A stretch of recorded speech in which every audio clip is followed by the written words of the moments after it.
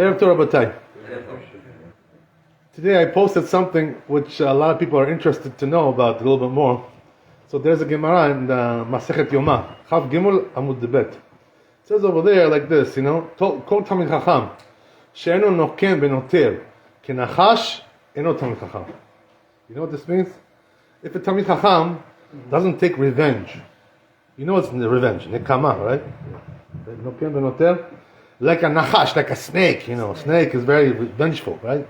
If you do something to him, he'll come and bite you, he's very vengeful. Don't make a snake angry, better to stay away, because if you do, right, he'll come and get you. So, it says like Tamid Chacham has to be like that. And if he's not Tamid Chacham. That's not Tamid Chacham.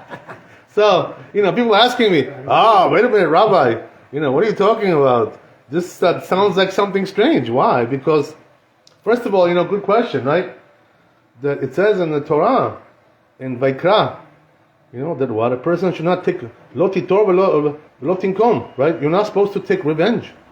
It says in the Torah like this, Good question, right?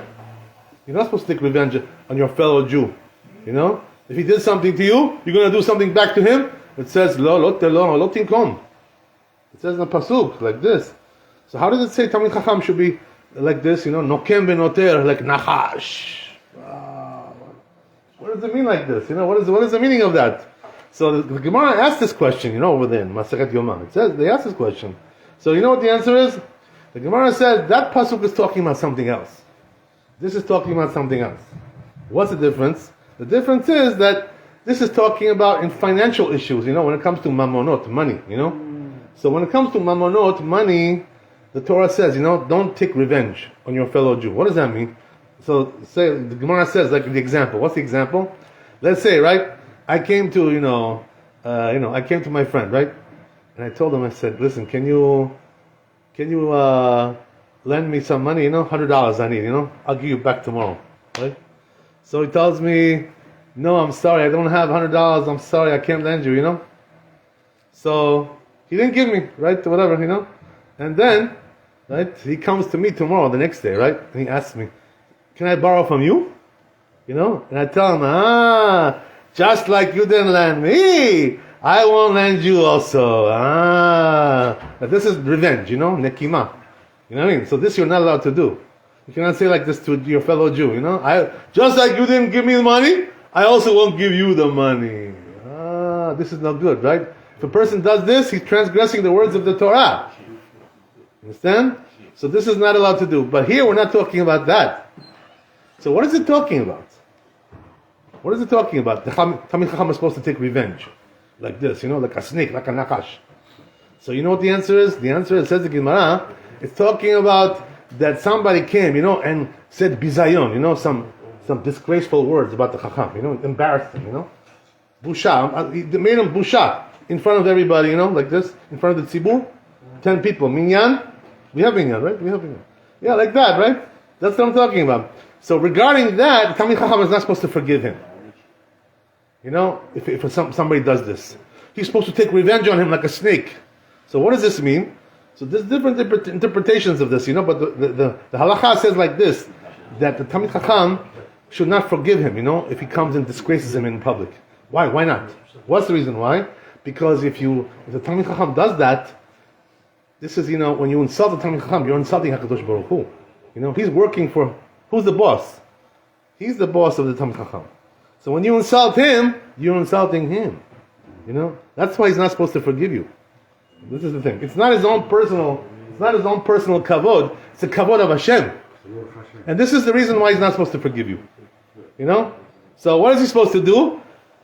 Don't forgive him. It says in the Gemara, and Hashem will punish him, because he disgraced the Tamid Chacham in public, Don't forgive him, because if you forgive him, Hashem maybe won't punish him.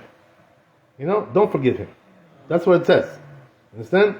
So this is what it's talking about, So it brings a story about this to show you an example. Like this, something like this. What happened? One time, Shaul, Hamelech Shaul, right? He was the first king in Am Yisrael. So what happened was, that they elected him to be the king. Everybody got together. They elected him to be the king. And then what happened was, that there were some litzanim over there, some jokers, and when they saw Shaul that he was made the king, they said, this guy, who is this guy? He's gonna save us. He's gonna do something for us, Litzanim, they made fun of him, like this, they did some litzanut on him. They made fun, So Shaul was right, Malamar. He was head and shoulders above everybody. He was big chacham, Shaul, So what happened was that after he heard about this, Shaul, they told him, these people said like this about you, So what happened was that he forgave them, He said, no, it's okay, Now I just became king, I don't want to now make problems. Let's forgive them, So the Gemara says, no, this was a mistake what he did to forgive them. You should not forgive them. Because you're making a disgrace about Talmid Chacham in public. He made a mistake to forgive them. And then what happened was, in the time of Achimelech, right, the Kohen Gadol, he didn't forgive him and he killed them. So he did just the opposite, right? So this is no good, He killed the tzaddik and he forgave the rasha. Oy, this is no good. That's the way it is, So this is not the way you're supposed to do things. Okay, fine. So therefore the rule is, that a Talmid Chacham is not supposed to forgive. If somebody disgraces him in public, he's supposed to bear a grudge on him, and Hashem will punish him. That's what he's supposed to do. Because when you insult a Chacham, you're insulting HaKadosh Baruch Hu. This is what it is, This is the problem. So it's not something personal. That's what we're talking about over here. That's an interesting thing, about this issue. Now I want to get into something, yesterday, it wasn't yesterday, it was Friday night, right? Erev Shabbat, little Shabbat. We had over here this nice guy, right? He said, and he told us about this issue of the Kaddish, right? That you guys were here, remember? If you were here on Friday night. So what did he say, right? That like how can you pass by when they're saying Kaddish, like in the aisle? So answer them a little bit, but I want to give you now full answer about this. What's the rule about this? So the first of all, right? It says in the Talmud that when a person is saying Amida, okay, you're not supposed to walk in front of him, like this, to walk in front. Asur. What's the reason why? So most of the Mefarshim, they say the reason is because you're disrupting his kavanah, He can't concentrate. People passing by like this all the time. He can't concentrate on the tefillah. This is the problem, This is the reason why you're not allowed to pass by. According to Kabbalah, there's also another reason. According to Kabbalah, the reason is because he has this space that he's taking, for the tefillah is mekudash. It's holy, So you're not allowed to go into that space. It's kadosh when he's praying there. That's also another reason. But anyway, the halakha says like this in Shulchan Aruch, that this is only arba amot, in front of him. How much is arba amot? 2 meters. 2 meters in front of him, you're not allowed to pass. But if you're more than 2 meters away, let's say 3 meters, 4 meters, mutar, it's allowed. Right? Only within 2 meters, not allowed. What about the side? What about the back? Are you allowed to pass by? So according to Shulchan Aruch, you're allowed to pass by on the side, or on the back, no problem. Only in the front, it's asur. In front of him. 2 meters, right? Arba amot. This is the halakha. What about Kaddish? So the truth is, in the Talmud, in Shulchan Aruch, we don't find Kaddish mentioned over there. That you're not allowed to pass by somebody who's saying Kaddish. No katuv. Doesn't say that. So where does it say this? It says in the Chidah, The Chidah says that according to the Kabbalah, it says there's a problem also, to pass by somebody who's saying Kaddish, But it's not really halakha. The truth is, the rule is like this, you should know. Somebody which is not written in the Talmud, it's not written in the words of Chazal, it's not called halakha. So this is like Hasidut more, It's like, but it's a minhag, Hasidut, whatever, that's what it is. So the truth is, that a person who passes by somebody who's saying Kaddish, he didn't really break the halakha, because there is no halakha like that.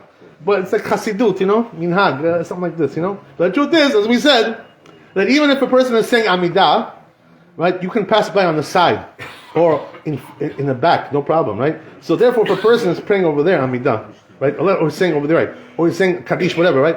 If I pass by here in the aisle, no problem. Why? Because I'm passing by the side. It's to a side. And also, if it's more than 4 amot, as we said, right, more than 2 meters, also because of this, also. But even if it's less than 2 meters, if it's on the side, according to Shulchan Aruch, it's allowed. So therefore, there's no prohibition, to pass by somebody who's saying Kaddish to the side, in the aisle. He's saying Kaddish over here, and that's why I should tell you one thing, by the way, the good advice I give you. What's the good advice? Because I see some people sometimes, they pray in the aisle, over here, and this is not a good thing. You know why this is? Because if you pray in the aisle, nobody can pass by you. You know, you're making him do a sin. You know? So therefore, the proper thing to do, you know, don't pray in the aisle. Because you're blocking for everybody to pass by. It's not good, you know? So have your makom kavua, you know, some place where you're kavua. This is your chair, this is your chair, right? This is my chair. Everybody's got a place, you know. Stay there and pray over there. This is the proper thing to do, you know? And not in the aisle where people are passing by. I'm sorry. Not gonna...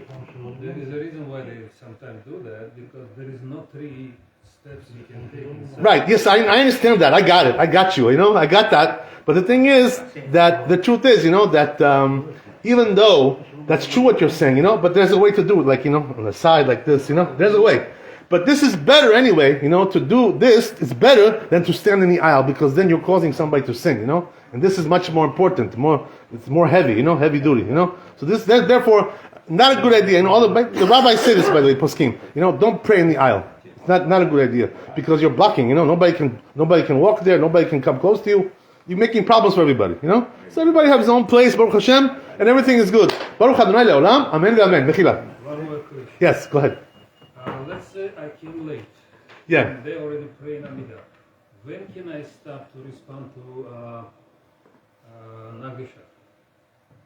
So, you know, since you mentioned this, by the way, coming late, you know, this is a good question. Now, a question is like this also. There's another question that comes in like this. I want to explain to you. Right? Let's say a person came late, you know, and they're doing Amida already. You know? So the question is, can he go now to his makom, because he has to pass by people, you know? Can he go to his makom kavua? So there are poskim who say that this is allowed to do. And you know why this is? I'll explain to you why.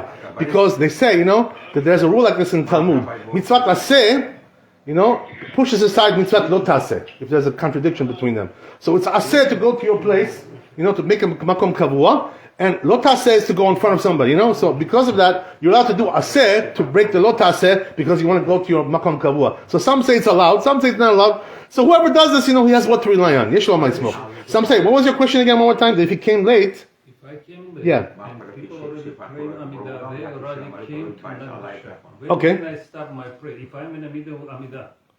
So if you're in the Amida, the rule is like this, you know, that you cannot answer in the Amida. But what you do is, you know, you should be silent and just listen, you know, to them, and that's good. That's it. You cannot answer when in the middle of the Amida. Unless you already started, right, Elokai, you know, Neshama, right? If you started over there, then you can answer, you know, the Kaddish. But in the middle of the Amida, Asur. So it says in the Shulchan Aruch, what you do is just be silent and listen, you know, to them, and this is like you answered. As if, you know, Keilu. That's the answer. Baruch Adonai le'olam, amen, amen. Rabbi Hananiah ben Kasha אומר, רצה הקדוש ברוך הוא לעשות את ישראל, לפיכך חיבר להם תורה ומצוות שנדון לחפש, למען צדקו יגדיל תורה וידיר.